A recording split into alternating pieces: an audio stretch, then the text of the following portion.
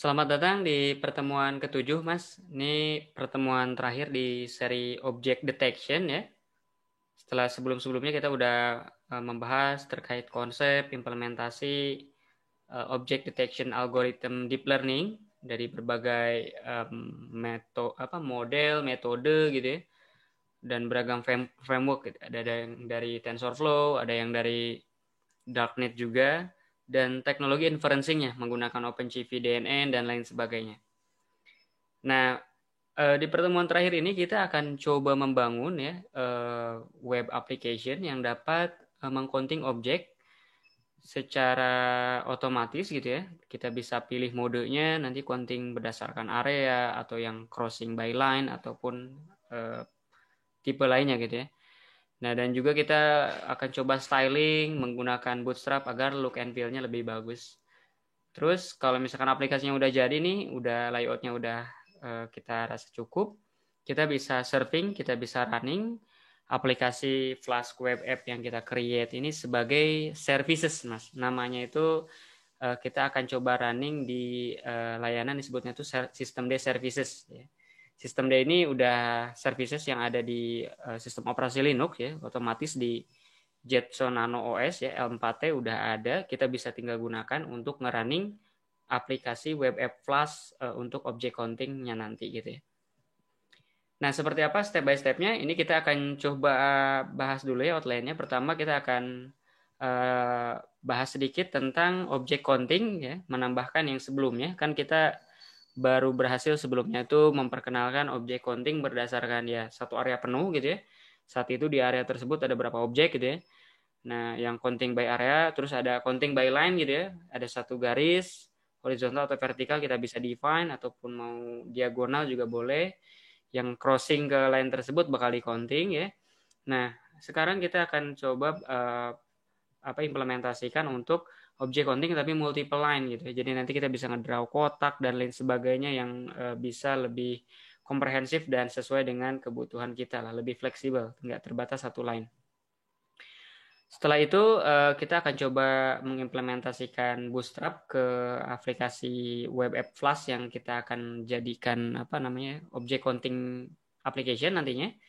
Kita bikin layout menunya dan lain sebagainya gitu ya di tahap ini. Coba kita integrasikan dengan Bootstrap 4.3 ya, 4.3.1.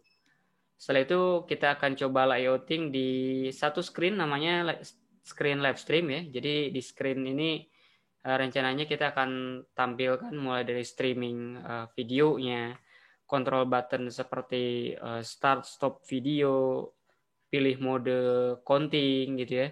Terus juga ngereset counter juga kita masukkan di halaman yang sama, dan juga untuk menampilkan counting dari masing-masing kelas gitu ya. Person misalkan kalau pakai pre-trained datasetnya Coco gitu ya. Ada berapa objek, chair ada berapa objek dan lain sebagainya gitu ya. Nah, itu kita akan coba implementasikan, kita akan coba layout di halaman live stream tersebut. Dan terakhir baru kita akan coba running aplikasi yang udah kita create di atas ini, di atas sistem D gitu ya. Kita akan coba running secara background. Nanti kita coba akan tes untuk restart, apakah benar nanti pas pertama kali Jetson Nano-nya booting, si aplikasi Flash Web App-nya itu langsung nyala gitu ya, nggak perlu kita running Python 3 app.py lagi. Nah, kurang lebih seperti itu outline materinya. Kita akan coba bahas pertama dari yang additional features untuk object counting-nya. Nah, ini saya sebut dengan object counting crossing multi-line, Mas. Kenapa multi-line ya? Ini untuk extension yang sebelumnya yang cuma line biasa ya, cuma satu garis. Dengan multi-line kita bisa define banyak garis, ya bebas garisnya mau ke arah mana saja. Yang penting XY titik awal, XY titik akhirnya kita define saja. Nah, ini modenya disebut multi-line, dan ini memungkinkan kita untuk menambahkan multiple garis lah gitu ya. Nah, ini dengan cara seperti apa? Ini caranya masih sama seperti sebelumnya. Kita di parameter counter yang akan nanti kita tambahkan gitu ya, itu kita masukkan mode multi-line seperti ini. Dan tambahannya, pembeda dari versi sebelumnya, kita harus masukkan lines-nya gitu ya. Jadi sebelum objek counter ini di-create, kita harus masukkan, kita define dulu lines-nya apa gitu yang mau kita draw di atas canvas gitu. Di atas video frame-nya, kurang lebih seperti itu. Nah, ini kalau misalkan objek counter-nya udah di-create, langsung itu bisa kita nanti lihat dari video frame di tampilannya akan ada garis-garis yang kita define di lines ini nih. Lines ini sebenarnya bentuknya list ya, kita bisa append aja. Kalau misalkan ada multiple line, kita tinggal define aja x1, x0, y0, x1, y2-nya gitu ya. X1, y1-nya gitu ya. Sehingga kalau ada multiple line ya kita define untuk beberapa garis. Nah, ini scriptnya nih ada di folder 1 object counter ya. Ini untuk malam ini saya organize jadi folder-folder biar enak menggunakannya gitu ya, biar kelihatan rapi. Nah, di sini saya udah punya program-programnya ya. Yang buzzer.py ini seperti biasa untuk nge-call atau nyalain buzzer yang di pertemuan pertama udah sempat kita bahas juga ya dasarnya. Terus juga ini GSTCam ya untuk wrapper GStreamer pipeline ya. Karena kalau misalkan mau pakai kamera CSI ya, ini bisa memanfaatkan script atau function kamera ini, sehingga nggak perlu ribet-ribet menulisin pipeline yang panjang seperti ini. Terus selain itu juga ada utils function seperti biasa, ini ada drawpad dan post process yang biasa kita gunakan ya. Dan di sini ada object counter. Nah, di sini update-nya ada di file object counter ini, Mas. Yang sebelumnya ini nggak ada mode lines-nya ya, parameter lines. Nah, ini saya tambahkan parameter lines ya. Kalau sebelumnya line-nya cuma satu line doang, nah ini lines ya. Jamak. Nah, berarti bisa multiple garis gitu ya di dalam si parameter lines ini ya. Nah, si lines ini kita pertama akan coba populate dulu blank template-nya gitu ya. Counter untuk kelas yang person misalkan ya. Counternya di set 0, frame ID-nya 0, in-nya statusnya false, dan untuk semua kelas gitu ya. Berarti kalau Coco dataset ada 80, berarti ada 80 item seperti ini nanti yang akan ditampung oleh si objek kelas counter objek ini ya. Nah, jadi ini si function set null counter ini untuk mendefine state awal counternya gitu ya, counter value-nya untuk masing-masing kelas dan di garis apa gitu ya, di garis ke 0 kah, garis ke 1 kah, dan lain sebagainya. Selanjutnya di sini juga saya punya function short distance. Kalau sebelumnya itu untuk kalkulasi jaraknya ini saya masukin ke dalam function ya, ini saya pisahin agar lebih mudah karena ini dipakai di 2 titik gitu ya, di function counter line cross sama counter multiple line cross. Nah, shortest distance ini seperti yang kemarin dijelasin ya, ini menggunakan rumus Pythagoras gitu ya, untuk mendapatkan jarak terdekat dari satu titik objek ke garis yang ada di depannya. Kalau count area masih sama seperti sebelumnya, Mas. Ini dia ngitung aja berdasarkan satu frame ini, selama frame ID-nya masih sama gitu ya, selama masih di frame yang sama, dia counter objek similarnya ada berapa persen, misalkan ada 3, battle misalkan ada berapa gitu ya, dan lain sebagainya. Nah, counter class line ini dimodifikasi dari yang sebelumnya karena sekarang kan variabel self line-nya udah nggak ada, adanya self lines gitu ya. Nah, sehingga ketika modenya counter line gitu ya, nah ini dia akan ngambil lines pertama yang ada di list lines gitu ya. Jadi line pertama yang ada di list lines diambil, diasumsikan itu emang garis yang bakal digunakan oleh si counter line cross ini gitu. Nah, di sini juga untuk nge-append counter indeksnya gitu ya, untuk nge-incrementnya juga ngambil di indeks 0. Sama seperti yang area juga. Update-nya ada di bagian sininya gitu ya. Nah, perbedaannya ini ada di bagian penambahan fungsi barunya ada di counter multiple line cross gitu ya. Kalau di sini dia hanya nge-increment atau nambahin counter untuk si line ke 0 saja ya, karena kalau single line kan pasti ya yang digunakan cuma line ke 0. Tapi kalau multiple line dan kita misalkan katakanlah bikin dua garis gitu ya, nah dia akan melakukan proses looping tuh. Nah, loopingnya akan mencari shortest distance untuk garis pertama dan garis kedua gitu. Ada yang memenuhi kriteria atau enggak. Nah, ini kriterianya dia ada jarak terpendeknya itu ada di lebih kecil dari threshold yang kita define atau enggak. Nah, kalau ya, dia akan increment counter untuk di line tersebut untuk kelas mana gitu. Jadi I-nya ini menunjukkan line mana, kelas ID-nya ini adalah untuk kelas label apa gitu ya, person dan lain sebagainya lah kalau di dataset Koko. Nanti tergantung dataset kalau ini ya, tergantung model yang kita train juga. Kalau post prosesnya juga masih mirip-mirip seperti sebelumnya, cuma di sini saya tambahin function untuk ketika counternya kita pilih multi-line, dia bakal manggil function yang counter multi-line cross ya. Kalau sebelumnya kan hanya yang line dan else-nya itu langsung ke counter area. Nah, di sini kita tambahan untuk manggil function multi-line. Dan kalau sebelumnya kan untuk posisi X dan Y yang dimasukkan ke function cross line counter line cross maupun counter multi line cross gitu ya. Ini kan posisi X dan Y ya Mas. Nah, ini saya update posisinya bukan posisi X ya, tapi posisi CX atau CY ya. CX CY ini merupakan titik tengah dari bounding box objek yang kedeteksi. Kalau kita masukinnya X, Y-nya doang, itu kan sama saja kita ngukur jarak terdekat dari posisi pojok kiri atas box detected gitu ya.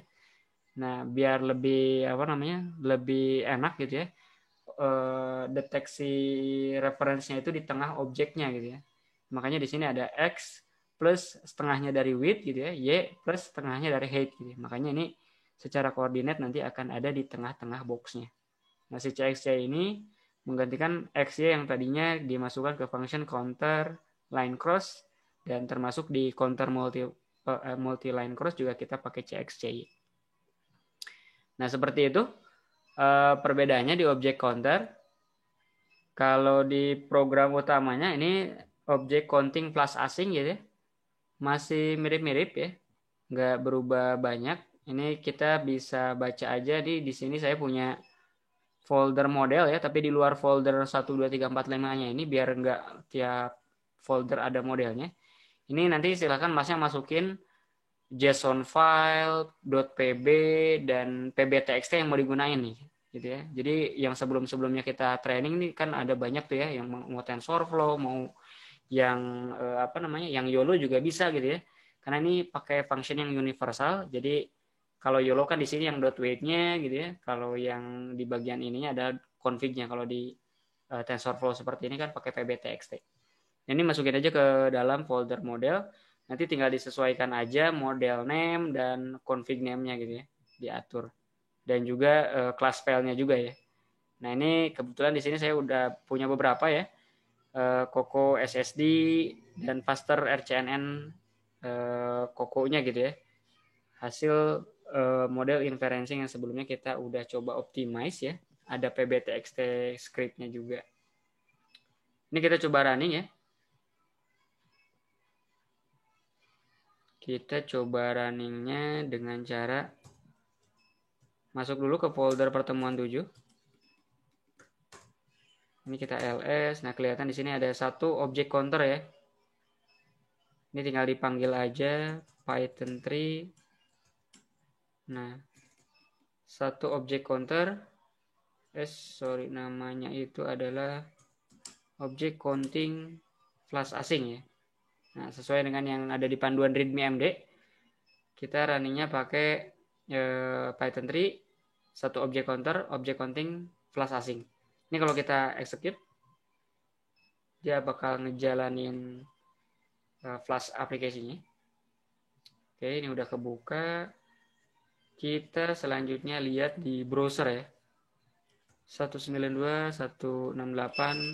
Nah, ini depend dari bergantung dari IP-nya masing-masing nanti ya. IP Jetson Anon ya. Di sini udah real time.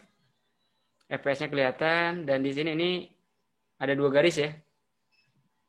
Nah, ini 2 garisnya itu di-define di mana sih? Nah, ini yang tadi di awal saya jelasin. Kalau saya create 2 buah garis, iya Mas. pas nge-create counter object nih. Nah, di bagian ini ya. Jadi nanti kalau Masnya misalkan butuh nambahin line lagi ya, boleh aja. Ini tinggal ditambahin lagi aja di bagian sininya gitu ya. Mau nambahin berapa garis gitu ya. Misalkan ada garis lagi gitu ya. Width-nya misalkan ini width-nya dari 0 gitu ya, kita bikin garis, barusan kan 2 vertikal, ini kita bikin 2 garis horizontal gitu ya. Misalkan secara horizontalnya ini H kali 0,2-nya atau 20% tingginya ya. Ini sampai W.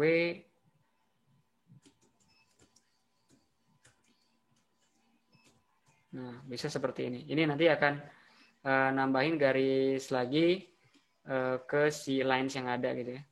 Ctrl S. Nah, cuma ini kita perlu restart. Dan kita jalanin lagi. Otomatis nanti akan ada garis lagi secara horizontal gitu ya. Sesuai dengan lokasi seperti ini. Ini kalaupun mau pakai hardcode dan mau pakai lokasi pixel juga bisa gitu. Tapi ini biar posisinya pas, saya pakai H kali W kayak begini ya. Biar relatif terhadap ukuran frame videonya. Ini kalau kita refresh.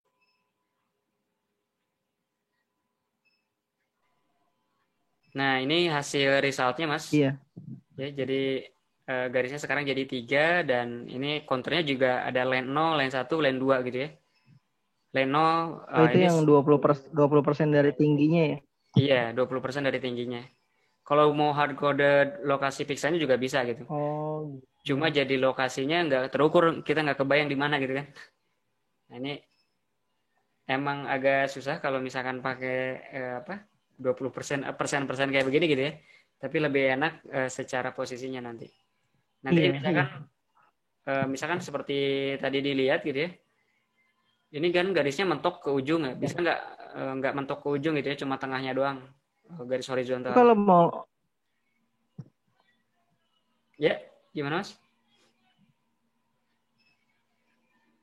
Halo? Kita harus update sekarang agar si class counternya ini bisa nerima si color line ini, Mas. Nah, si color line ini kita bisa define dulu di script yang object counter di folder 1 object counter ini. Kita masuk, nah ini di bagian initialization class-nya. Kita bikin aja parameter self, misalkan color line. Lines gitu ya, biar jamak. Color lines seperti ini. Nah, ini dapatnya dari mana? Ini jadi input parameter aja gitu ya. Kayak gini. Dan ini bentuknya list kosong aja dulu untuk inisialisasi. Yes. Nah, seperti ini. Nah, dengan seperti ini kan kita bisa masukin nih parameternya ketika nge-create counter object ini. Kita bisa masukin parameter seperti ini. Biar nanti bisa digunakan di dalam kelas gitu ya. Nah, color lines seperti ini. Nah, tinggal sekarang permasalahannya bagaimana kita bisa memanfaatkan si color lines ini ya ketika ngedraw garis tadi. Berarti ini kita harus ketahui lokasi ngedraw garis yang 3 garis pinknya tadi yang kita lihat ada di video stream, Mas. 3 garis ini kita draw di bagian apa sih? Nah, ini di function yang class detection ini, object counter PY ini, itu ada di bagian bawah. Nah, ini ada function draw line yang ngedraw garis-garis tadi gitu ya. Nah, colornya ini memang secara hard coded ngedraw warna pink gitu ya. Kalau misalkan kita pengen berdasarkan yang tadi gitu ya, itu kita bisa sesuaiin aja. Ini kita bisa manggil aja self.color karena tadi kan kita simpan di color line ya. Masih ingat tadi kalau modenya lain ini kan dia ngambil yang indeks 0 aja gitu ya. Nah, sementara untuk halo? Nah, ini kita udah modify si function draw line-nya, Mas. iya, Mas. Jadi Mas tadi kan sekarang tadi sempat mau jelasin ya. Iya, gimana? Nah, setelah seperti ini nanti hasilnya juga kita bisa dilihat akan ada berbeda gitu ya, color yang di draw gitu ya, berdasarkan yang kita define di color line ini, yang sumbernya tadi kita bisa lihat di program utama gitu ya, kita define list color line seperti ini, dari random integer gitu ya, ngerandom nilai values value 0 sampai 255 atau 8 bit pixel ini ya gambarnya. Nanti akan menentukan colornya nanti seperti apa akan di draw. Nah, selain itu juga kita bisa ya bebas saja ketika mendefine garisnya pun gitu ya. Posisi awal akhirnya misalkan seperti tadi dilihat di gambar utama, ini kan untuk ujung nih. Kalau kita mau draw dari tengah gimana gitu ya, dari sini ke sini. Atau sepanjang yang kita mau, nggak dari ujung ke ujung gitu. Ini tinggal kita lihat aja gitu ya. Secara posisi ini dan posisi ini sampai sini itu dikontrol oleh apa. Nah ini dia kan karena startnya dari 0, stop secara X-nya sampai W gitu ya. Makanya dia mentok. Nah kalau misalkan cuma pengen nggak nyampe ujung gitu ya, pengen di tengah-tengah aja. Ini misalkan kita bisa ambil aja secara width gitu ya. Kita ambil yang 20%-nya gitu ya. Jadi 20% posisi width gitu ya. Kalau ujungnya itu 80% posisi width. Ini pas di running nanti posisi garisnya akan ada di tengah kayak gitu ya. Oke, kita coba running hasilnya dan ngelihat harusnya sekarang garisnya juga akan berubah gitu ya. Jadi nggak pink semua. Ada error. Oh, sorry. Ini saya harus wrap dulu sebagai tuple seperti ini. Jadi parameternya ada 2 pembuka kurung, 2 penutup kurung.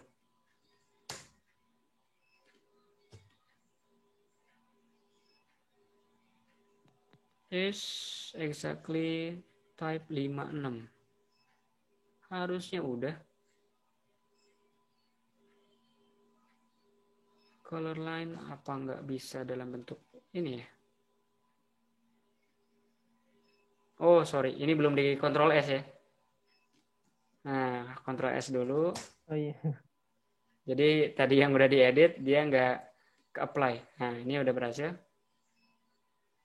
Selanjutnya ini kita tinggal refresh aja. Yes. Ini kalau kayak gini berarti video streamnya gak jalan ya. Kemungkinan ada error akibat changes yang kita bikin tadi. Tapi kalau dilihat di lognya di sini kayaknya jalan. Nah, ini name i is not defined. Ada di file object counter.py. I. Oh, dia adanya line ya, nggak ada i. Nah, ini paling gimana kita bisa tahu garis ini tuh indeksnya ke berapa gitu kan. Sekarang jadi bingungnya kayak gitu ya. Nah, ini kita bisa munculin indeksnya dengan pakai built-in function dari Python namanya enumerate. Nah, ini dia bakal nge-enumerate ke list yang kita punya gitu ya. Jadi outputnya itu bukan hanya item di dalam list, tapi indeks listnya juga. Nah, seperti ini. Nah, dengan seperti ini kita bisa nge-enum item yang kita keluarin dari list. Nah, dia bakal ngembaliin indeks juga ya dengan bantuan function enumerate. Iya. Terus Iya. habis itu kita coba running lagi.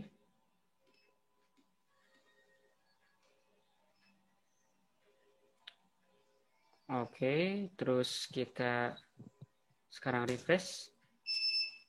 Nah, colornya sekarang udah berubah-ubah ya, beda-beda. Ini yang tadi juga color line yang di tengah juga Oh iya, Mas. nggak dari ujung ke ujung ya. Gitu. Nah, kurang lebih seperti itu. Ini juga kalau didemoin sambil jalan gitu ya. Iya. Counternya naik atau enggak gitu ya.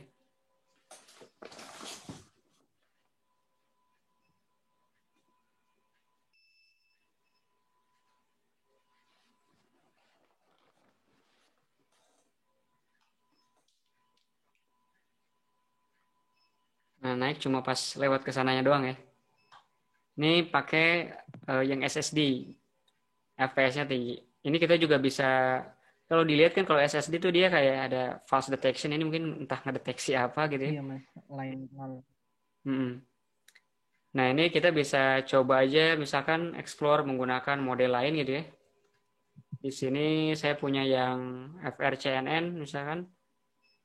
Kalau nggak salah berapa ya dulu? 3 fps atau berapa ya yang RCNN Inception tuh.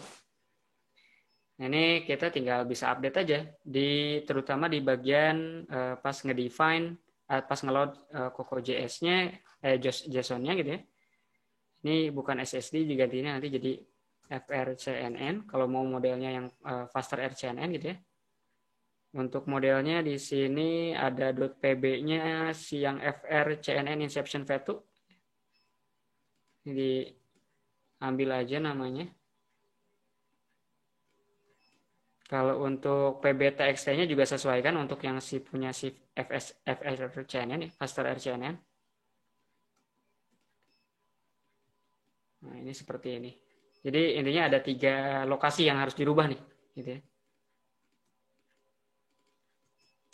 Ini nanti silahkan di running lagi dan kita bisa lihat resultnya.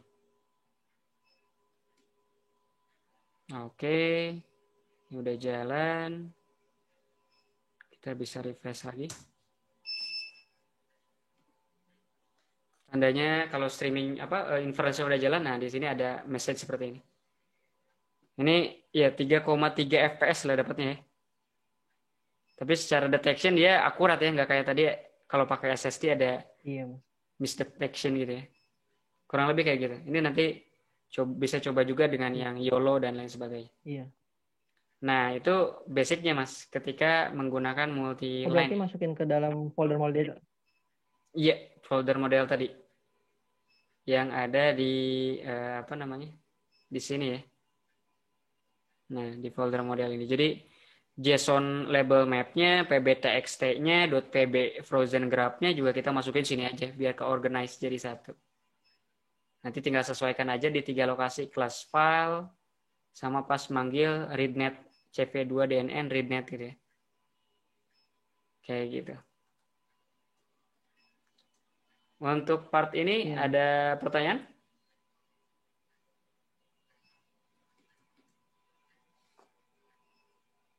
Ini sih Mas, ini suaranya enggak ini apa? Ada di. Nah, itu tuh yang counter berdasarkan multi-line ya, Mas. Nah, sekarang kita akan coba masuk untuk, kan kalau tadi kita lihat ya, tampilan streamingnya itu masih sederhana gitu ya. Kita akan coba layouting gitu ya, kita akan update UI-nya itu menggunakan Bootstrap gitu ya. Jadi kita akan tambahin menu dan lain sebagainya seperti persis yang kita lakukan pas di dulu face recognition ya. Nah, seperti apa nih caranya? Ini mirip-mirip juga dengan yang dulu kita buat. Ini saya buat secara struktur nggak terlalu jauh berbeda. Ini ada folder-folder yang sama seperti dulu di define ya. Ada folder static. Ini sekarang kita ke folder kedua ya, base layout. Folder static. Ini ada folder CSS. Kalau kita punya custom CSS ya, dan kita pengen nambahin file CSS lainnya, kita bisa masukin di sini. Folder image ya, untuk aset-aset gambar yang statis juga bisa kita lihat taruh di sini, logo, banner, dan lain sebagainya gitu ya. Dan tentu saja ini template-nya, template HTML-nya ya. Di sini ada base layout-nya ya, seperti yang sebelumnya juga, cuma ya secara title diganti, secara menunya mirip-mirip, ini top menu ya, cuma mungkin logonya saya ubah ya. Ini secara logo saya pakai logo seperti ini. Jadi kalau masnya nanti pengen ganti logo, tinggal ditimpa aja si folder si file logo ini ya, dengan file baru dengan namanya tapi harus sama ya, logo.png. Nah, selain itu juga secara menu ini ada 3 ya. Nanti ada menu home, model, dan setting ya. Ini intinya nanti akan ada 3 menu di atasnya gitu. Nah, seperti apa nanti tampilannya? Nah, ini saya buatkan wireframe-nya lah, boleh dibilang ya. Nah, UI-nya kurang lebih nantinya akan semacam seperti ini gitu ya. Menunya di atas gitu ya, dan ini ada logonya. Ini ada main window video real time-nya gitu ya. Di bagian atas ini ada control button-nya ya, drop down untuk pilih mode, button untuk start, stop juga kita klik di sini gitu ya. Terus di paling ujung kanan ini ada tombol reset gitu ya. Nah, kalau kita klik reset nanti counternya itu bakal kembali jadi 000 semua gitu ya untuk masing-masing kelas. Setelah itu juga ini ada box card untuk nampilin time, box card di sampingnya ada untuk nampilin FPS gitu ya atau inference frame per second gitu ya. Terus juga di bagian bawahnya ini ada box card untuk nampilin masing-masing kelas data. Itu ada apa namanya? Ada berapa counter gitu, ada berapa objek gitu. Person ada berapa objek, chair ada berapa objek dan lain sebagainya. Seperti itu. Nah, ini kita akan coba implementasiin gitu nanti ke depannya. Kurang lebih tampilan layoutnya seperti ini. Cuma untuk di bagian base layout ini kita akan coba ngebikin tampilan finalnya kurang lebih seperti ini, Mas. Di bagian home, model, dan settingnya. Dan mungkin untuk model dan setting malam ini kita nggak tunjukkan sampai selesai gitu ya. Cuma bikin template kosongannya aja. Kita akan fokuskan di layouting halaman home, Mas. Nah, base layoutnya sama seperti dulu. Ini bagian navigation menunya. Pakai menu navigationnya Bootstrap. Ini untuk flash message ya. Nanti ketika kita ngeklik button change, katakanlah change kamera gitu ya, turn on, turn off kamera. Nah, ini ada feedback message yang untuk nampilinya ada di blok ini gitu ya. Dan lain sebagainya. Ini ada library yang kita pakai, jQuery, Bootstrap, dan Font Awesome ya untuk icon-icon. Ini ada di layout. Nah, kalau untuk yang template-template seperti template-template utamanya, index.html ini cuma kontainer biasa, di tengahnya ada jumbotron, tulisan homepage. Begitu pula yang model ya, dan setting ya.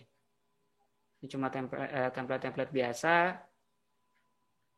Terus di bagian app.py-nya, nah ini di sini saya baru sederhana gitu, belum kita masukin bagian object detection-nya Mas untuk nunjukin kalau template-nya ini berhasil di running.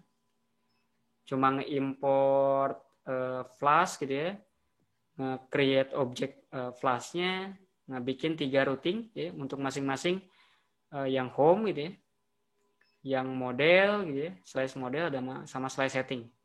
Habis itu di running gitu si Flask-nya. Nah, ini tinggal kita coba aja, kurang lebih strukturnya seperti itu. Nah, ini ada di file app.py, jadi tinggal panggilnya Python 3 to base layout app.py sesuai yang ada di sini ya. Kalau kita running, nanti secara real time kita bakal lihat resultnya nanti di web ya, di browser. Oke, nah ini template dasarnya. Kita udah berhasil create Mas. Nah, kurang lebih dia tampilannya seperti ini. Gitu. Nah, setelah barusan kita berhasil nge-create base layout-nya Mas, kita sekarang akan beralih ya, untuk bikin atau nge-layout halaman live stream-nya gitu ya, halaman home-nya gitu. Di sini kan ini masih tulisan home biasa ya. Nah, ini kita akan coba isi si jumbotron yang warna abu-abu ini untuk nampilin yang sesuai yang tadi kita define di sini nih. Nah, home, model, dan settingnya ya. Nah, seperti apa implementasinya? Ini ada di bagian kedua ya. Nah, atau poin ketiga ya. Nah, nanti kurang lebih outputnya akan seperti ini. Dia baru nampilin real time videonya doang, terus ada button untuk turn off, turn on kamera gitu ya. Nah, ini kita beralih ke folder ketiga, layouting live stream part satunya gitu. Nah, ini secara struktur awalnya mirip, sama gitu ya. Di sini cuma ada tambahan satu gambar namanya no video ya, untuk di display ketika kameranya belum di play gitu ya. Sama seperti yang kita lakukan juga di pas dulu belajar face recognition ya.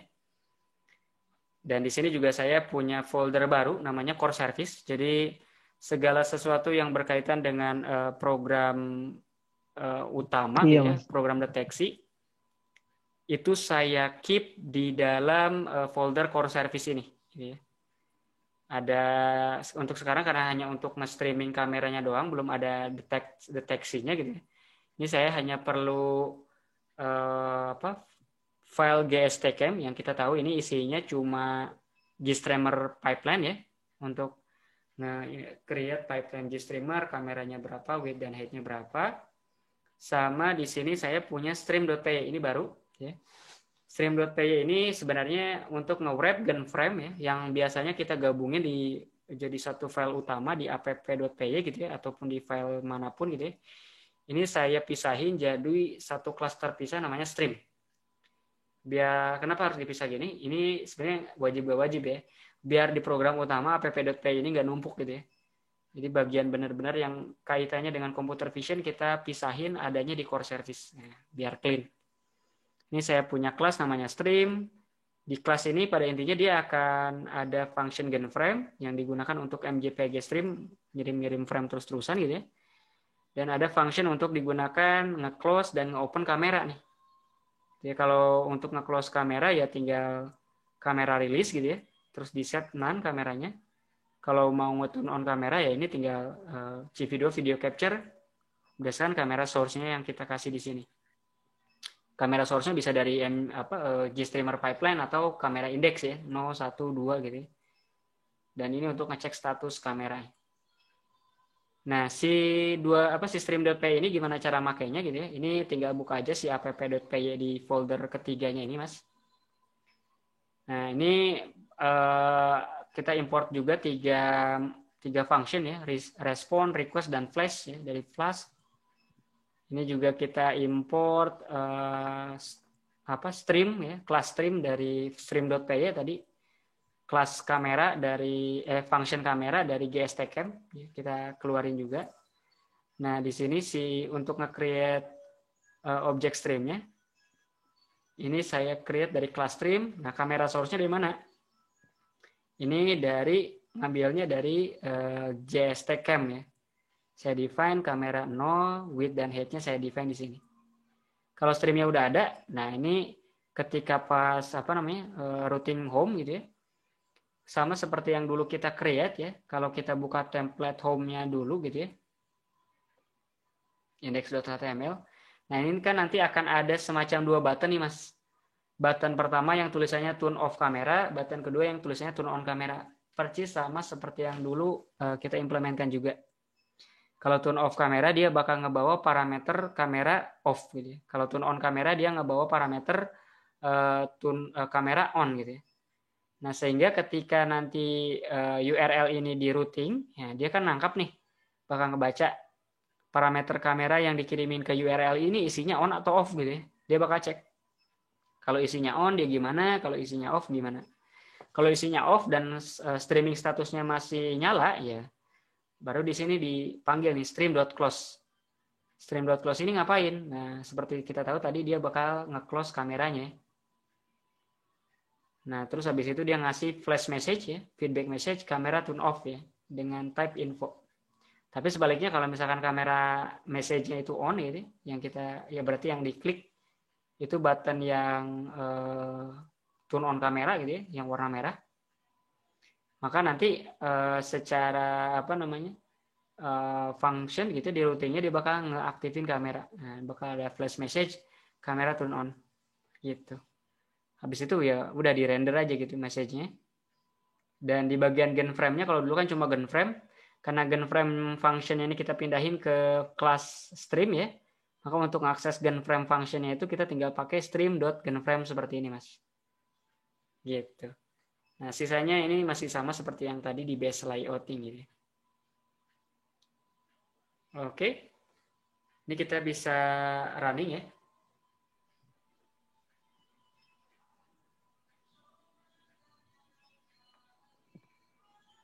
Ini kita coba running dengan cara seperti ini. Python 3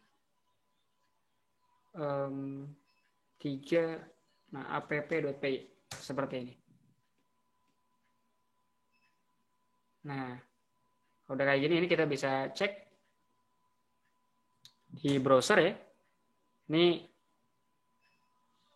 bisa dilihat sekarang kita udah punya tampilan yang berbeda dari sebelumnya. Kalau tadi kan cuma tulisan home doang. Sekarang ini ada message real time object counter. Ada apa namanya? Real time video outputnya di sini. Nah, ini ada tombol turn on kamera ya. Seperti yang kita define juga tadi di index.html ya. Nah, untuk nampilin video dia di panel sisi kiri ya, video feednya. Cuma ketika streamnya belum nyala, nah dia bakal yang akan ditampilin adalah si gambar novideo.png tadi. Dan apa namanya, si buttonnya juga yang bakal muncul adalah tulisan button yang turn on kamera. Kalau ini kita klik, dia bakal switch nih. Nah ini kalau kita klik, bisa diperhatikan nanti, nah ini URL-nya pindah ke /kamera on ya. Ini modenya sekarang si video bakal jadi video feed nih. Si yang di load di index.html-nya sekarang di bagian tag image-nya, nah ini ngambil dari video feed. Dan untuk buttonnya sekarang switch jadi ke button turn off nih, karena sekarang stream on-nya udah true gitu ya, udah running. Gitu. Nah ini sekarang ya ini juga bisa kita turn off gitu ya. Nah ini juga kita bisa turn on seperti ini ya. Gitu. Kurang lebih seperti itu. Nah, cukup clear?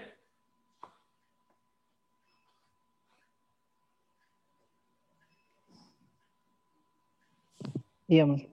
Iya mas. Oke. Kurang lebih sama kayak dulu kita face recognize itu lah ya. Betul. Persis sama seperti yang dulu kita pelajari pas belajar face recognition. Nah, itu untuk yang layouting live stream pertamanya tuh. Setelah barusan kita berhasil update apa namanya? Turn on, turn off kameranya ya. Nah, sekarang kita akan coba tambahin control button lain-lainnya seperti drop down untuk nge-select mode dan lain sebagainya lah ya. Ini ada di yang keempat ya. Nah, ini lebih kompleks lagi ya. Ini juga udah berintegrasi dengan buzzer ya. Dan ini ada kelas detektornya juga dan kelas counternya juga. Ini kita udah masukin di sini. Dan termasuk soket I/O-nya juga ya. Ini pertama seperti biasa flashnya kita running dan ini kita coba panggil juga soket I/O-nya. Karena di bagian ini tentu saja kita akan ngerunning buzzer tasknya sebagai background task kan ya. Terus untuk ngerunning deteksinya gitu ya di background task juga. Nge-inference-nya di background task juga. Nah ini ada kita nambah jadi ada 3 kelas nih yang kita import. Kelas-kelas apa aja? Ini yang biasanya sebenarnya sebelumnya ini ada di file counter object counter ya. Ini kita tampung di dalam core service juga. Nah, di sini ada object counter yang tadi kalau di folder pertemuan pertama kan dia di luar ya. Sekarang ini dimasukkan, ditampung di folder core service seperti ini.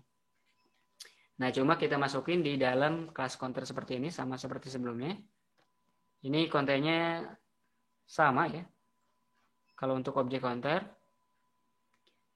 Nah, terus kalau buzzer juga sama ya untuk buzzer di dalam core service keempat ini. Kurang lebih seperti ini. Terus juga detektor nih ya. Detektor ini kita lihat isinya. Nah, ini yang benar-benar berbeda.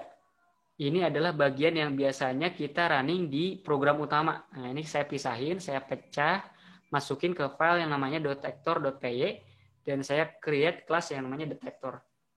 Jadi di kelas ini saya coba ngeload mulai dari color mapping gitu ya, ngeload model, ngeload apa namanya, yang inference juga ada di sini.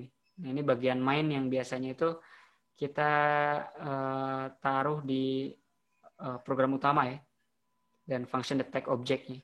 Nah, ini yang nanti kita running pakai flash socket I/O di background, yang biasanya kalau kita cantumin di program utama, tapi kita masukin sekarang di file detector.py di kelas detektor seperti ini. Nah, sesudah seperti itu, Kelanjutannya seperti apa? Ini awal-awalnya masih sama ya. Selebihnya masih sama. Nah, perbedaannya ini ada di bagian sini. Di main di main programnya setelah if-nya itu kan kalau sebelumnya cuma run socket IO dan lain sebagainya udah gitu ya. Nah, kalau di sini ini kita ganti ya. Kita ganti untuk nge-initialize mulai dari counter object dan lain sebagainya. Kalau tadi kan di di folder pertama itu di bagian atas ya. Ini kita initialize-nya di bawah pas blok utamanya dipanggil.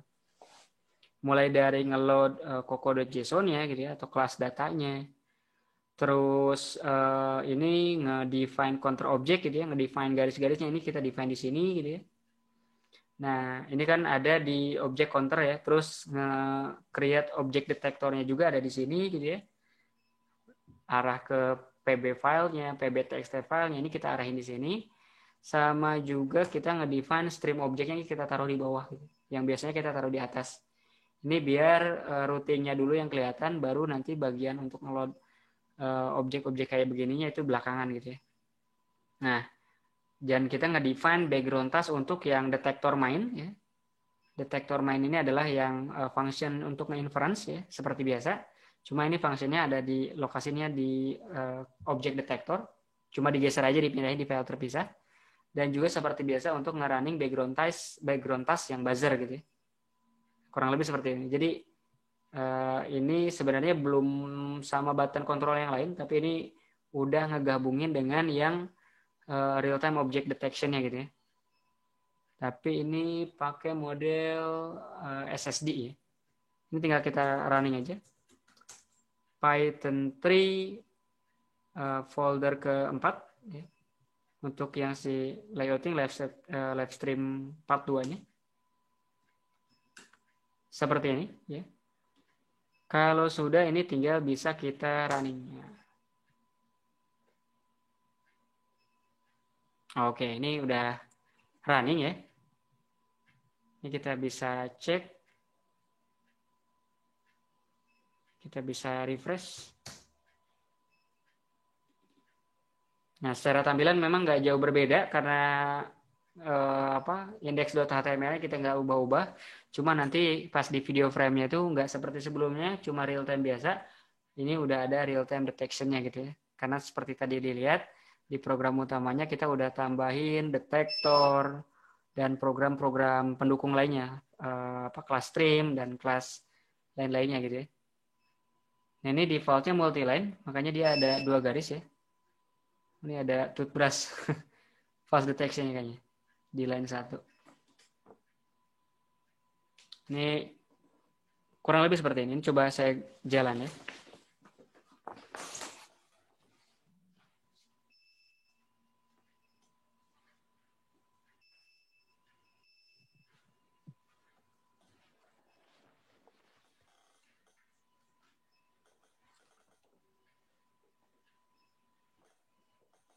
Tapi ke define-nya malah TV ya.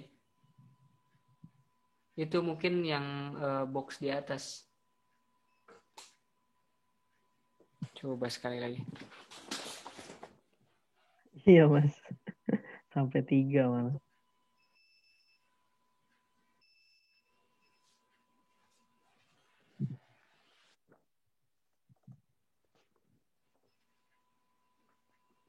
Nah, ini baru kedetek 1 kali persen.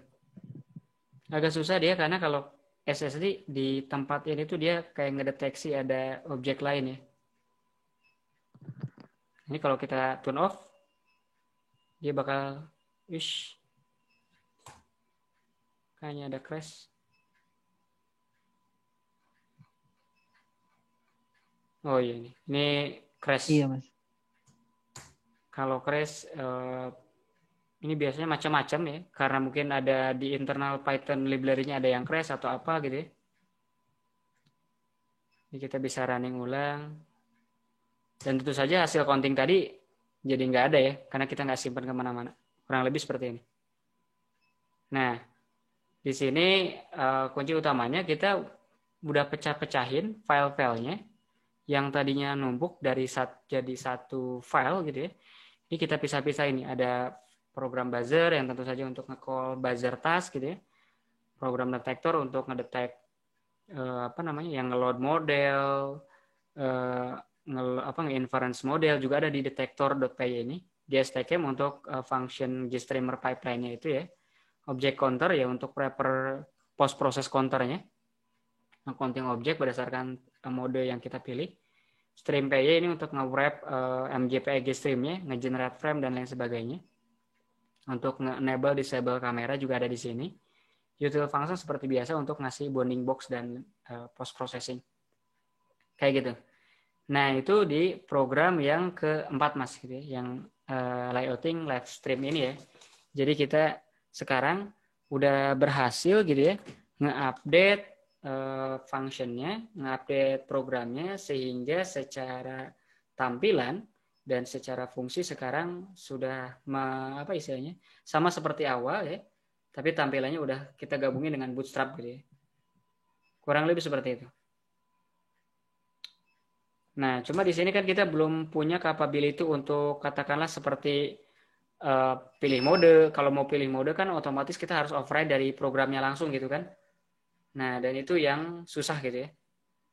Nah, ini kita akan coba tambahkan drop down sehingga kita bisa dengan mudah nge-update gitu ya mode deteksinya, mau berdasarkan line, multi line ataupun berdasarkan area gitu. Kurang lebih seperti itu. Sama kita juga akan coba tambahkan untuk tombol reset gitu ya. Jadi ngembaliin counter ke 0 ketika counternya itu udah berapa gitu ya, kita pengen reset lagi dari 0. Nah, ini kita akan tambahkan di part selanjutnya. Sampai sini ada yang mau ditanyakan terlebih dahulu?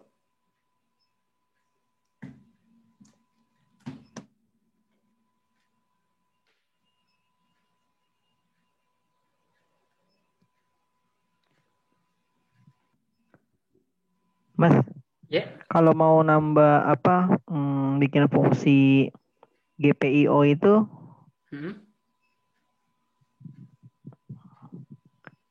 misalkan saya menyalakan lampu jika kondisi apa gitu. Oh, oke. Itu Bisa. masukin di buzzer.py aja atau bikin lagi nanti? Kalau mau dimasukin di buzzer.py bisa aja sebenarnya kalau hanya sesimpel. Jadi katakanlah ketika objeknya ke counting nyalain lampu gitu ya. Iya, Kalau Mas. kalau seperti itu sebenarnya lebih baik ditempelin di sini aja gitu. Jadi kan nanti kita dedikasiin satu pin, entah katakanlah lampunya lampu 220 volt gitu ya, berarti kan nanti pakai relay gitu ya, nge-bridge-nya pakai relay. Nah itu nanti tinggal tambahin Iya. satu pin lagi, katakanlah pin berapa gitu ya, kita set sebagai secara program mirip-mirip gitu. Ini tinggal kita copy-copy aja, terus di bagian sininya ya tinggal kita tambahin lagi gitu ya, high glow-nya tapi untuk pin yang si lampu tersebut gitu ya. Gitu. Iya, Mas. Dan juga sebenarnya seperti kalau nampilin di yang lain-lain gitu ya, peripheral device lain, LCD berapa kan kalau hardware seperti SP8266 itu kan peripheralnya ada banyak ya, ke LCD, sensor dan lain sebagainya.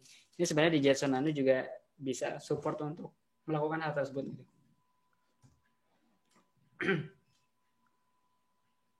Oh iya, Mas. Ya. Mas, kalau ini kan secara kalau dia membaca model semua, dia membaca kelas semua yang ada di dalam PBTXT itu ya. Kalau kita misalkan dia mau ngebacanya person aja gitu. Oh, kalau Ya. cuma person doang, sebenarnya bukan di PBTXT-nya, Mas. Nah, ada dua cara sebenarnya kalau misalkan seperti itu tuh ya. Kita retrain datasetnya cuma person, atau paling mudah itu di coco.json atau ya di JSON filenya yang kita gunakan gitu ya. Kita cuma keluarkan objek mapping untuk yang person gitu. Sisanya ini kita delete gitu. Kurang lebih kayak begitu. Oh gitu. Jadi kan nanti ketika dia ada output number lain kan karena nggak ada dia nggak akan tampilin. Tapi itu mungkin perlu sedikit di-handle ya ketika indeksnya nggak tersedia di sini, dia tampilin kosong, nggak nampilin apapun gitu. Ya, tapi memang secara network tetap aja sekompleks yang dia bisa ngedeteksi sampai 90 kelas gitu ya. Tapi secara output deteksinya yang muncul cuma satu gitu. Nah itu bedanya. Atau kalau mau proper memang harus retrain lagi gitu ya. Ada plus minus lah ya kalau kurang lebih. Iya Mas. Oke. Nah, selanjutnya kita akan coba implementasiin di file kelima ini, ya, layouting, live stream yang terakhir. Nah, di sini itu kita akan coba tambahin 3 control button yang tadi saya bilang, Mas. 3 control buttonnya ini sebenarnya bisa kita lihat di index.html-nya. Nah, ini lebih kompleks dari sebelumnya. Kalau sebelumnya kan dia cuma ada 2 button lah ya, cuma di show height, nampilin untuk turn on, turn off kamera. Nah di sini saya bikin create lagi select drop down ya. Jadi nanti outputnya itu kurang lebih mungkin kalau dilihat di sini bisa dilihat ya previewnya biar kebayang. Nah outputnya nanti di sini kurang lebih nanti akan ada drop down list gitu ya. Ketika diklik ada pilihannya tuh area line multi line gitu. Jadi kita pilih terus kita turun kamera, nanti video real time-nya sesuai dengan mode yang kita pilih di sini gitu. Dan termasuk di sini ada beberapa card untuk nampilin status seperti ini. Nah, tadi yang drop down-nya ini gitu ya. Drop down-nya untuk select mode ini kita define di sini. Ini pakai select HTML biasa. Nah, cuman untuk sumber listnya ya, ini saya ambil dari setting.mode. Nah, setting.mode ini Jinja variable yang dikirimkan oleh program utama si app.py ya.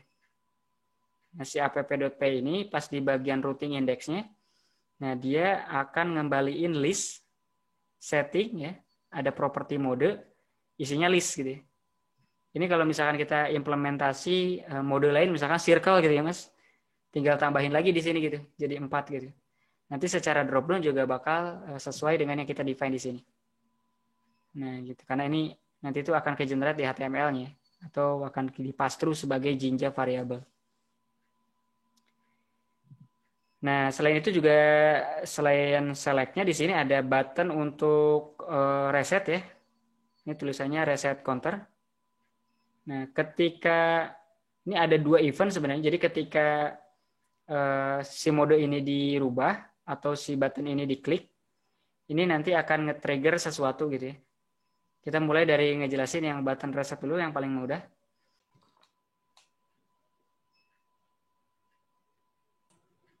Nah, kita lanjut. Ini kita bisa lihat event yang handle ketika button reset counter ini diklik. Nah, ini di-handle oleh si jQuery atau library JavaScript yang bisa kita manfaatin untuk memanipulasi atau ngelisten event ketika button tersebut diklik. Nah, ini tadi kan ID button resetnya itu RST button ya.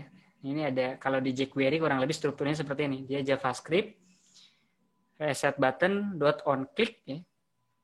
Nah, ketika dikliknya dia mau ngapain? Nah, dia akan ngirimin nge-emit socket IO atau WebSocket message gitu, ke channel reset counter gitu. Nah, terus tentu saja di bagian servernya kita listen nih. Ini saya listen ke channel yang reset counter. Nah, ketika datang ini ya udah saya panggil counter.setNullCounter. Nah, sehingga nanti makanya ketika nanti kita klik tombol reset counter tadi, Mas. Ini secara otomatis counternya itu bakal jadi nol semua, jadi kosong lagi gitu ya untuk semua kelas. Karena di sini kita panggil function setNullCounter. Nah, setNullCounter ini seperti kita tahu dia ada di object counter function ya. Nah, dia bakal ngedefine semuanya jadi 00 seperti ini gitu ya. counternya 0, frame ID-nya 0 untuk semua kelas gitu. Nah, itu cara kerjanya si button yang ngereset counter. Nah, ketika nge-select ini gimana caranya dia ketika kita pilih drop down-nya itu bisa mempengaruhi mode yang ada di server gitu ya. Mode yang running atau digunakan oleh si server. Nah, ini kita bisa lihat gitu ya. Ini juga ada event handler-nya ya. Event handler-nya namanya ini tentu saja bakal ngelistan ke ID modes ya. Tinggal scroll ke bawah. Kalau nggak salah ada di sini ya. Modes on change ya. Kalau ini bukan on click tapi on change ya. Berarti drop down-nya itu berubah misalkan dari pilihan mana ke mana gitu ya. Nah, dia akan coba nyari dulu dari list option mode tadi yang di select apa gitu ya. Terus diambil teksnya. Karena kalau dilihat di sini kan drop down di sini kan secara option-optionnya ini kan sumbernya dari si setting.mode ini. Yang tadi kita lihat di depan itu kita define ada area, line, dan multi-line ya. Ada 3. Nanti kita detect tuh yang di select itu pilihan yang mana. Area, line, atau multi-line. Nah, ini untuk detect yang di selectnya itu mana itu juga pakai jQuery.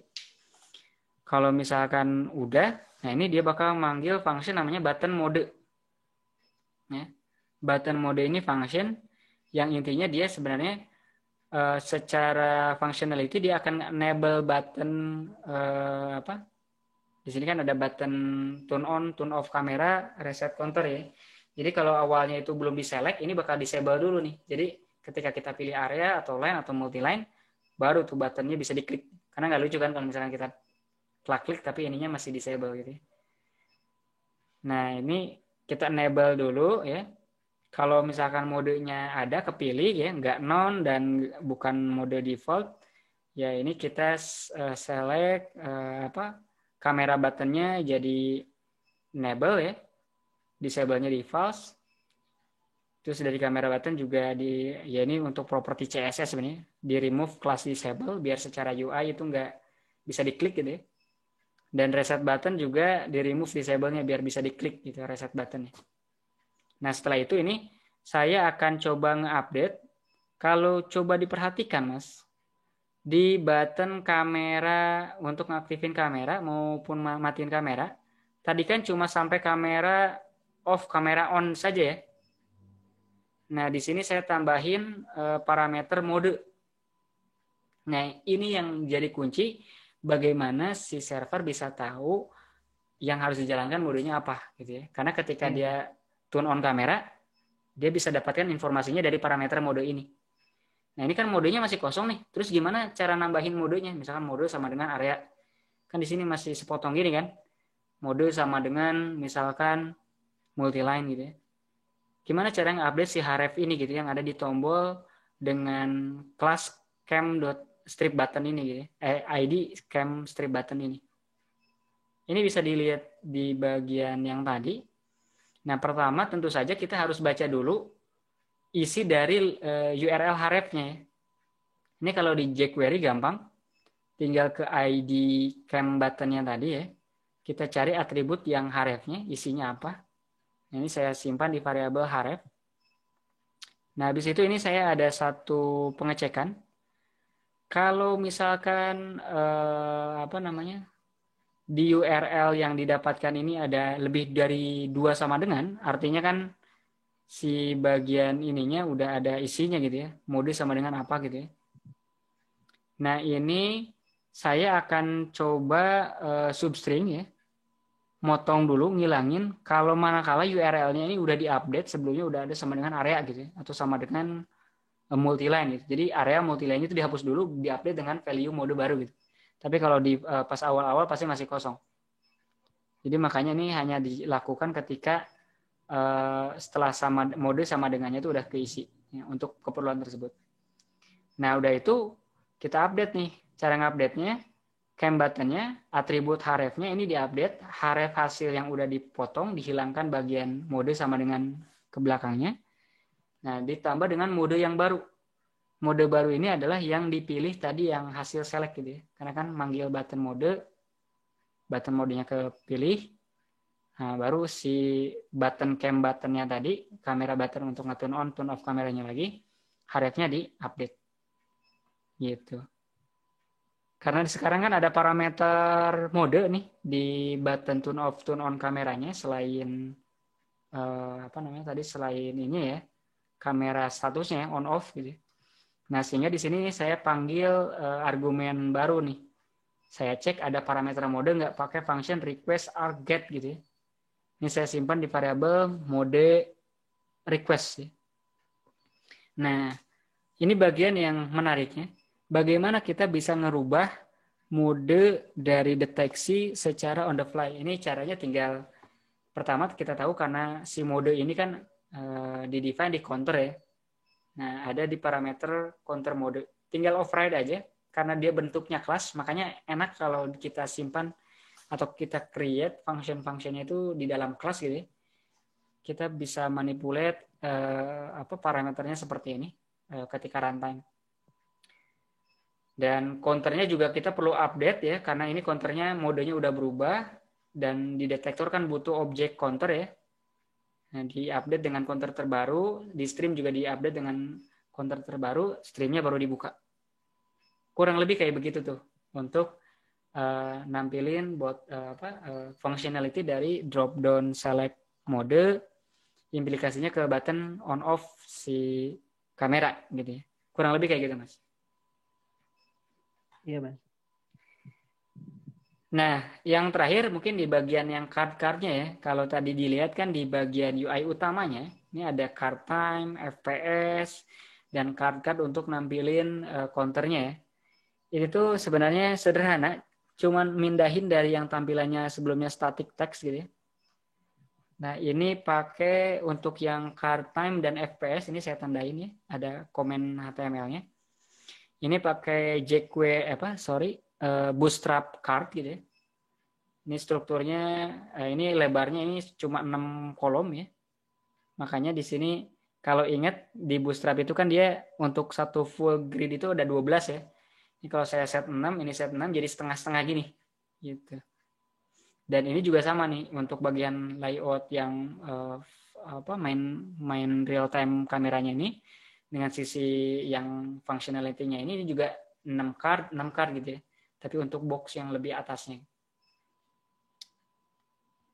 Nah, untuk tiap 6 card-nya ini di card time sama FPS-nya tadi ya, ini saya draw box ya, konten ini yang ngedraw untuk time aja. Sisi kirinya ngedraw untuk FPS inference-nya gitu ya. Kalau untuk yang time, ini default-nya value-nya ini ya. Nanti value-nya ini akan diupdate ya, pakai jQuery juga, nembak ke ID time card ini. Sama juga yang FPS ya. Nah, ini nembak ke inference karena dulu kan yang ID-nya inference ini cuma nampilin inference .2 berapa FPS gitu ya, atau second. Nah, ini tinggal bisa dilihat di bagian bawahnya. Nah, ketika inference event datang nih dari server, kan inference event ini kan sebenarnya didorong dari server pakai socket I/O. Nah, dia bakal ngupdate isinya berdasarkan message yang datang dari socket I/O. Nah, ke tag yang inference yang tadi kita lihat ada di sini ya, untuk ngisi FPS. Kalau time dari mana? Time card ini sebenarnya sederhana, nggak datangnya dari server. Dia nge-generate format time sendiri. Ini fungsinya ada di paling bawah.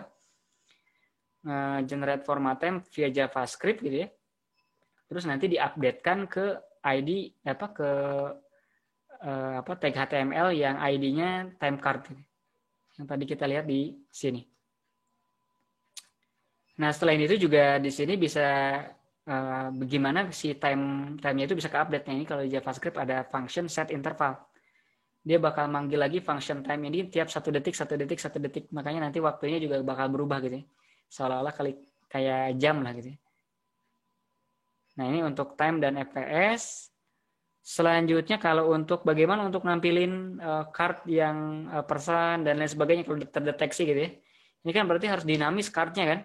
Nggak bisa kita hardcoded, masa kita mau tampilin 80-80-nya gitu ya.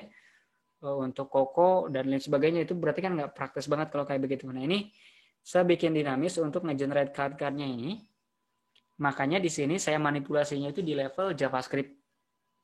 Nah, ini saya bikin template untuk bikin cardnya seperti ini, ya, isinya card biasa, cuma header sama kontennya itu pakai unique string seperti ini. Nanti kita tinggal replace gitu ya, sesuai dengan kebutuhan.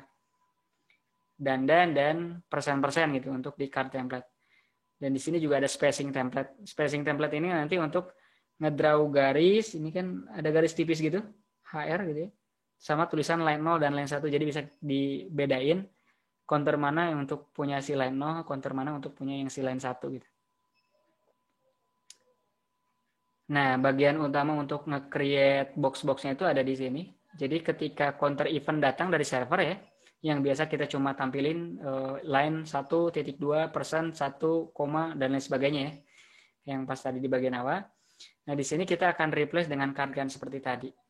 Jadi kita looping dari payload yang datang ya, dan untuk tiap message key-nya, kelas datanya apa aja. Nah, ini dia akan kita replace nih yang tadinya dandan berdasarkan template yang kita punya. Yang dandan ini kita akan replace dengan class name-nya ya. Ini disimpan di dalam variable key. Yang persen-persen ini isinya atau counter number-nya. Gitu ya. Karena kan dari server ini ngirimin dalam bentuk message. Ini kalau nggak salah ada di object counter atau di stream, ada di stream mungkin. Nah, si message-nya itu dikirimin, key-nya itu adalah class name, value-nya itu adalah counter object-nya gitu ya. Makanya kita bisa dapatkan dengan cara seperti ini. Setelah itu udah dapat card per kelasnya, ini tiap per line gitu ya.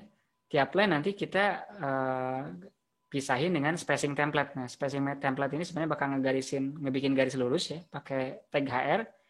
Di bawahnya ini ada template dandannya ini saya replace dengan tulisan line, i-nya ini ya berdasarkan ada berapa line nih yang kita create, ada 2 line, 3 line gitu ya.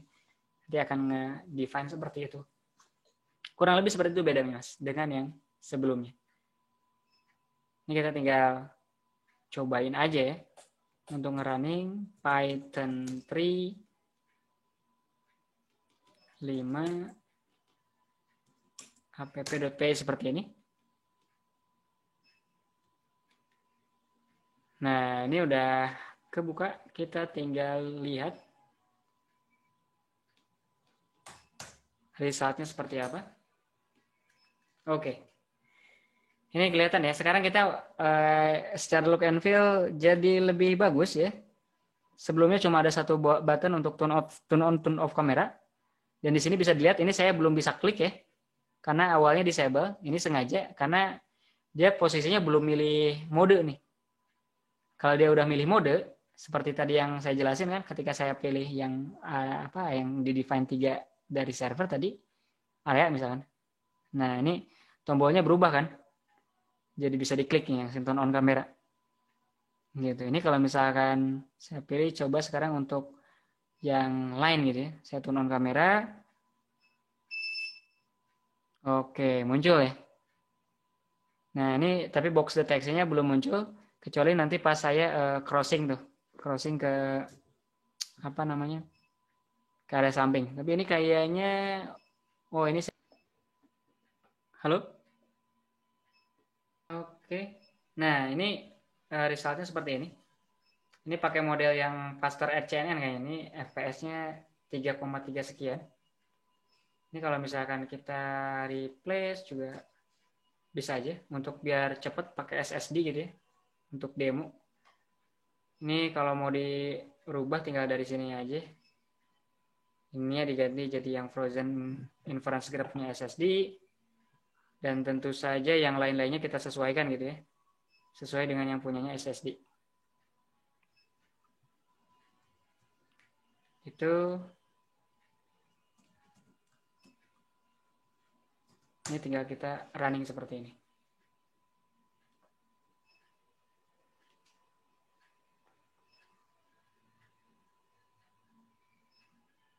Nah, ini udah running, kita tinggal buka lagi. Harusnya sekarang secara speed udah yang 10 fps-an ya. Nah, kita pilih multi-line saja. Kita tunggu sampai tombol FPS-nya keluar. Nah, ini tinggi ya. Ini karena yang kita Iya. gunakan pakai SSD ya. Gitu. Iya. Ini untuk ngeceknya kita perlu coba jalan-jalan ya. Untuk ngecek boxnya keluar atau enggak gitu ya. Box Ini of box. ya.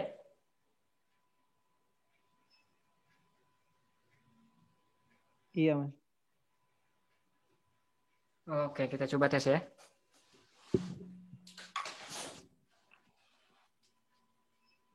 Ya lanjut, Mas. Iya.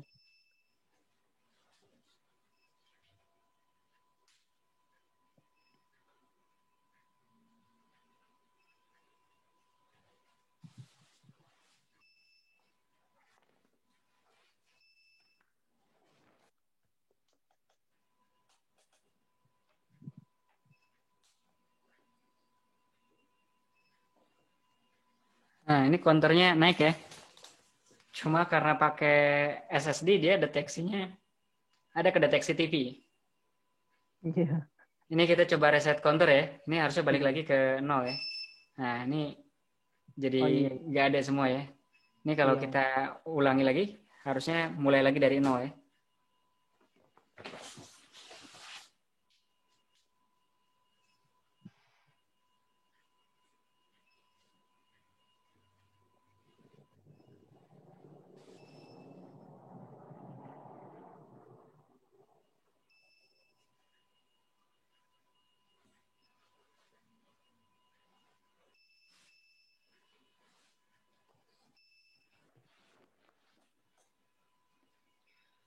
Cuma yang kedeteksinya di line ke-1 ya. Line ke-0 kayaknya terlalu pendek gitu kameranya. Iya, iya benar. Nah, Boxnya terlalu besar, Mas. iya betul. Jadi pas lewat dia nggak ini, nggak ngepas. Nah, Iya. kurang lebih implementasinya seperti ini. Ini coba kita pakai, saya jadi penasaran pakai yang FRCNN sebelumnya ya. Harusnya mungkin deteksinya jadi lebih baik.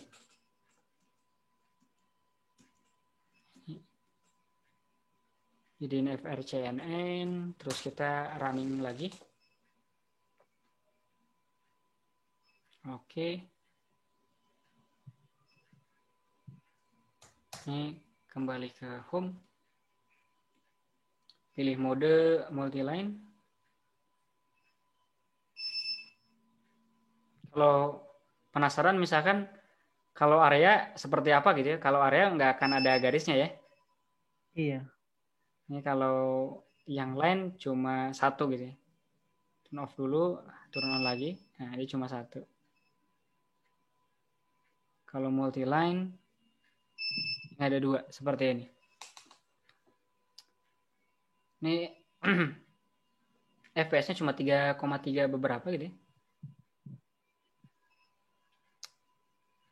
Kita coba jalan-jalan sedikit.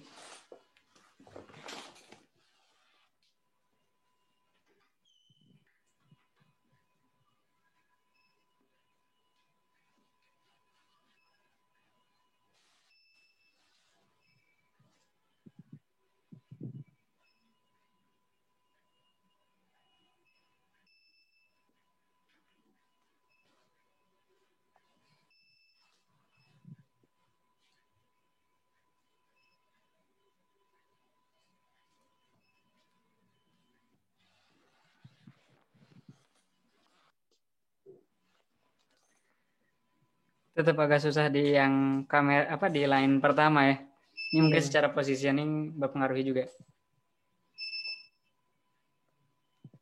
Nah, ini kalau kita diam doang nih di line, nah dia bakal counting terus-terusan tuh. Nah, karena mungkin kita di pas lokasi apa namanya?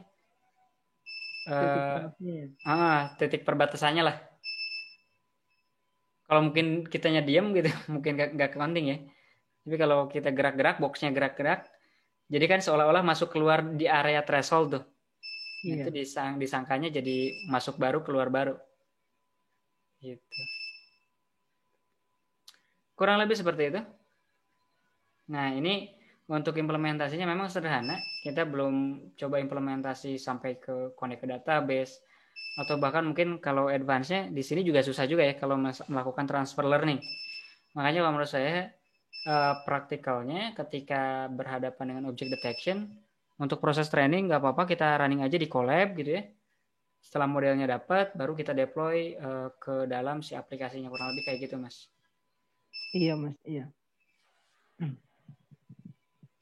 Nah, di sini kita udah berhasil nge-create tampilan real-time object counter seperti ini, Mas. Dengan ada mode pilihan reset dan lain sebagainya gitu ya, untuk ngereset counter dan lain sebagainya gitu ya. Ini selanjutnya kita akan coba apa namanya? Kita akan coba untuk nge-running si program ini di sistem D. Nah, ini kayaknya crash juga nih. Nah, salah satu benefitnya adalah ketika di sistem D, kita running di sistem D, programnya nanti kita nggak perlu running manual kayak gini ya, Python 3 dan lain sebagainya gitu. Kebayang kalau misalkan tiap kali habis restart gitu ya, kita harus panggil manual seperti itu kan nggak praktis gitu ya. Nah, sistem D ini sebenarnya ya seperti tadi yang di awal saya bilang, tools built-in di Linux gitu ya. Jadi sudah ada built-in di dalamnya. Langkahnya itu cukup mudah. Ini ada di bagian bawah sini, Mas. Nah, ini kita create sebuah services ya, create system D services. Untuk sekarang kita kasih nama object strip counter services, Mas. Tapi nggak menutup kemungkinan nanti kalau Masnya pengen bikin services lain ya tinggal di rename aja, ganti dengan nama yang lain ya. Nah, ini tinggal kita copy command untuk nge-create counter servicesnya ini. Ctrl C saja. Dan kita running di commandnya seperti ini. Sudo nano. Kalau kita enter. Nah, ini secara otomatis akan ngebuka, ini disebutnya tuh editor nano, Mas. Pernah pakai sebelumnya? Editor Belum, nano Mas. ini? Pernah ya? Belum. Oh, belum ya? Belum. Nah, ini editor nano itu seperti text editor, gitu, seperti notepad, tapi di terminal, Mas. Nah, pakai terminal gitu. Ini kan, ini kita bisa ketik apapun di sini. Nanti kesimpannya itu di file object strip counter.service. Gitu. Nah, terus apa yang harus kita isi di dalam object strip counter.service ini, di dalam file ini? Nah, ini saya udah sertakan ya template-nya. Ini tinggal di copy, Mas. Di copy. Terus kita klik kanan aja. Nah, jadi ini masuk ke dalam si file object counter.service. Cuma ada beberapa yang harus kita sesuaikan ya. Seperti di catatan yang saya tambahkan di sini, kita harus update nih Jetson Nano usernya sesuai dengan yang ada di device Jetson Nano yang kita punya. Itu satu. Yang kedua, kita harus atur juga working directory-nya ya. Dengan lokasi si app.py yang kita mau jalankan atau kita mau execute secara otomatis di background gitu ya. Nah, setelah itu ya udah kita bisa Ctrl X terus dilanjutkan Ctrl bukan Ctrl ya. Shift Y, sorry.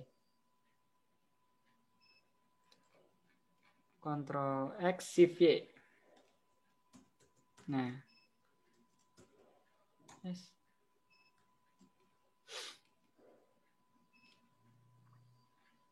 Untuk nge-save konfigurasinya. Nah, ini pertama kita atur dulu dari working directory. Nah, kita harus ganti ke lokasi si app.py-nya ya. Lokasi folder yang menampung si app.py. Nah, ini karena seperti ini kalau Masnya nanti pengen pindahin si mau di rename pun juga kita pindahin ke folder lain juga bisa aja gitu ya. Untuk sekarang ini misalkan contohnya karena programnya itu ada di folder pertemuan 7, ini saya copy path-nya ya. Ini kalau di VS Code gampang banget, tinggal klik kanan di file pertemuan 7, copy path, dan ini nggak bisa pakai mouse ya. Kita klik mouse gini dia nggak mau, dia harus pakai arrow gitu mas. Nah, sama kalau pakai arrow mau dia geser, tapi kalau pakai mouse dia nggak mau. Namanya juga editor di terminal gitu. Nah, ini langsung pasnya seperti ini, klik kanan aja. Nah, Ini working directory-nya. Working directory ini bertujuan untuk ngasih tahu si sistem D ketika program ini dijalankan, dijalankannya dari folder apa. Nah, karena kan tadi seperti yang kita demoin, kita runningnya dari folder pertemuan 7 terus kan. Nah, ini user itu apa? Nah, ini user Jetson Nano yang kita punya gitu, yang pas kita setup juga pas awal-awal ya. Kalau di saya ini namanya Jetson. Di yang lain-lain mungkin yang masnya install ataupun siapapun yang install, user ini pasti pun beda gitu ya. Ini 2. Kalau ininya mirip-mirip ya, kecuali kalau masnya ganti di nama folder yang nampung si app.py-nya. Ini kan nama foldernya 5 layouting live stream P3 gitu ya. Kalau di rename atau dipindahkan ke lokasi lain dan diganti namanya, ya ini juga kita rubah juga gitu ya. Slice app.py. Ini tinggal klik Ctrl X ya. Terus pencet Shift Y. Nah, enter. Kurang lebih seperti itu. Ini kalau kita buka lagi nih, sudo nano lagi. Nah, sekarang udah kesimpan kayak gini. Kalau mau keluar Ctrl X aja. Nah, gitu. Kurang lebih seperti itu cara penggunaan editor nano di terminal ya. Nah, sesudah di-create service config-nya, kita perlu beberapa command untuk nge-activate service tersebut. Pertama dari command sudo system control daemon reload ya. Setelah di-reload, kita enable service-nya. Setelah itu kita start service-nya seperti ini. Ini ikutin aja ya, command-commandnya. Yes, ke enter 2 kali.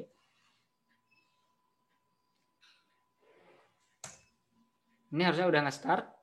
Kita bisa cek apakah program kita running atau enggak gitu ya. Ini untuk cek service status ya. Sudo systemctl status object counter service.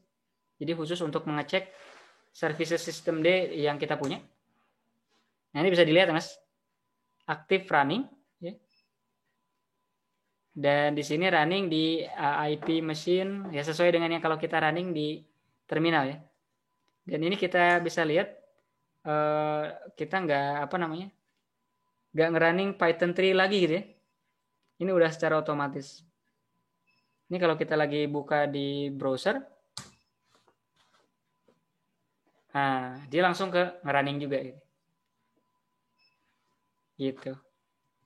Selama kita pas cek sudo systemctl status object counter service aktif, ya dia pasti bakal running.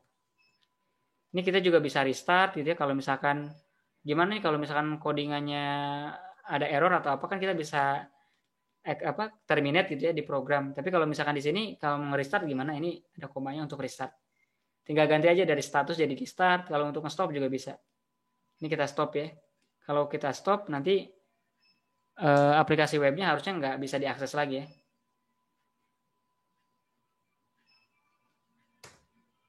Nah, ini kelihatan ya. Dia nggak bisa diakses lagi, Mas. Gara-gara kita servisnya stop tuh di sistem D-nya. Kalau kita running lagi ya. Kalau kita running lagi, kita start lagi. Ini stopnya tinggal diubah aja jadi start gitu ya. Di bagian bawah sini.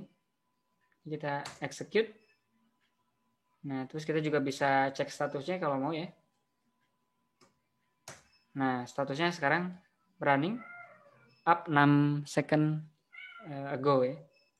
6 second ago. Nah, ini kita bisa cek lagi di browser, harusnya sekarang udah running. Nah, ini udah kebuka otomatis ya. Nah, dengan seperti ini jadi praktis nih. Jadi sistem D-nya kita bisa running si aplikasi object counter-nya ini bisa kita running di background dengan otomatis. Ini juga deteksinya masih tetap jalan seperti biasa ya, normal. Gitu. Nah, ini deteksi person.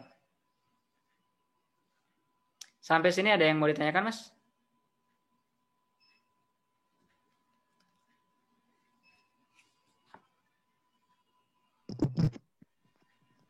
Nanti saya ini lagi deh Mas videonya nih, tadi agak putus-putus ya. Oh, oke. Siap Mas. Saya pelajarin lagi videonya. Oke, siap. Ini kita coba tes terakhir. untuk nge-restart Oh iya, servisnya saya ya. itu belum berhasil itu buat. Nah, udah selesai semuanya. Terima kasih banyak Mas untuk 7 pertemuan ini. Kita udah berhasil sampai nge-create aplikasi web berbasis Flash dan Bootstrap untuk real-time object counter seperti tadi yang kita demokan ya. Nah, Iya mas, sekian. Terima kasih. Selamat malam. iya mas, selamat malam, terima kasih. Yo, sama-sama.